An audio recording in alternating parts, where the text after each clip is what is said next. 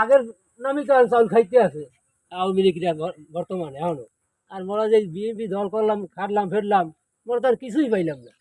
হ্যাঁ, আওয়ামী লীগেরা পুরান সাবেকভাবে খাইতে আছে। হ্যাঁ, স্বাভাবিকভাবে একভাবে খাইতে আছে। আর মোরা ভাড়া বাড়ছে, হ্যাঁ তো ভালো আছে। তা হাসিনা আইবে না, ভালো লাগবে। হাসিনা আউক আবার দেশে আইয়া দেশ চালাক।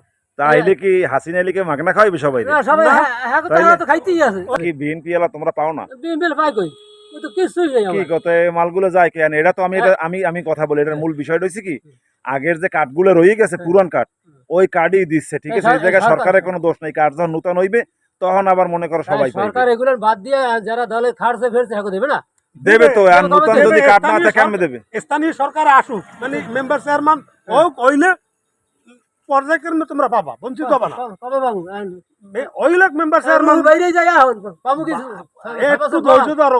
পাইলে কামাই দিছি।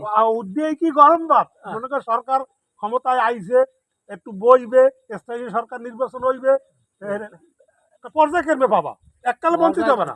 তোমরা স্থানীয় সরকার যারা নির্বাচন করে বানাবা, এরকম একটা ভালো ব্যক্তির ভোট দিও, তাইলে ভাগটা সঠিক হইবে, ঠিক আছে? ইনশাআল্লাহ এমন লোকের ভোট দেবা না যা মনে করো দেখা যায় যে ভাগ নিয়ে আবার গ্যাঞ্জাম বাজবে।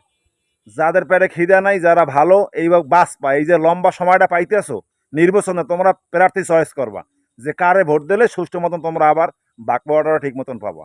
এখানে বুঝতে হইনি যেতে হইবে, যারা যারা যোগ্য জনগণে যেতে পারে সেইগুলোই ভোট দিতে হইবে।